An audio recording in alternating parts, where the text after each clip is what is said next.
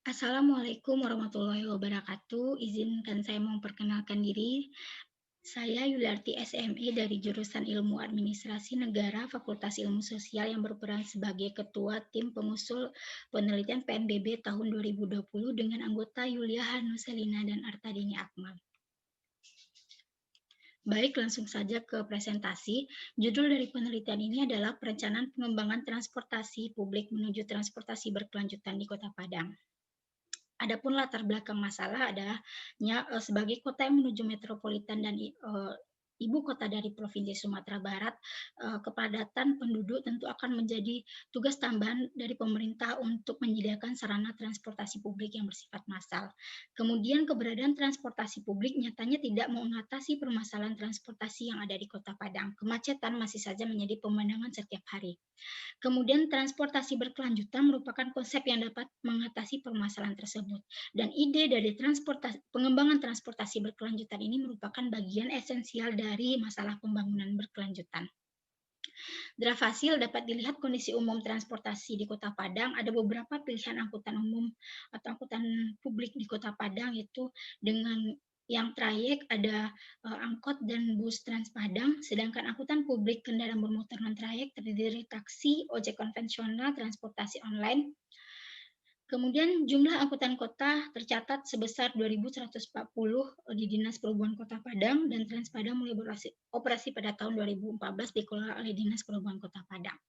Di sini pada tabel di sini dapat dilihat kesesuaian konsep transportasi berkelanjutan.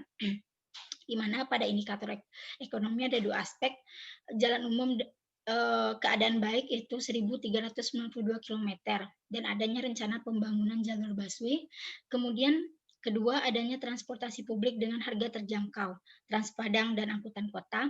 Dari aspek sosial, indikator pertama adanya transportasi publik yang mencakup disabilitas itu ada di Trans Padang, dan kedua adanya jumlah kecelakaan di Kota Padang.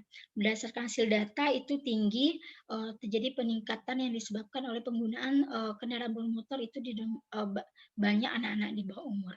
Kemudian lingkungan berkurangnya jumlah transportasi publik, dan hasilnya tidak. Berdasarkan data BPS menunjukkan bahwa terjadi peningkatan transportasi publik dari tahun 2018 sampai tahun 2019, terutama pada kendaraan roda 2. Yang kedua adalah pengendalian udara tercemar. Tingkat kepatuhan emisi menunjukkan hasil bahwa transportasi publik yang dikelola oleh pihak swasta mendapatkan 50% tingkat kepatuhan dalam uji emisi. Kemudian pedestrian tersedia.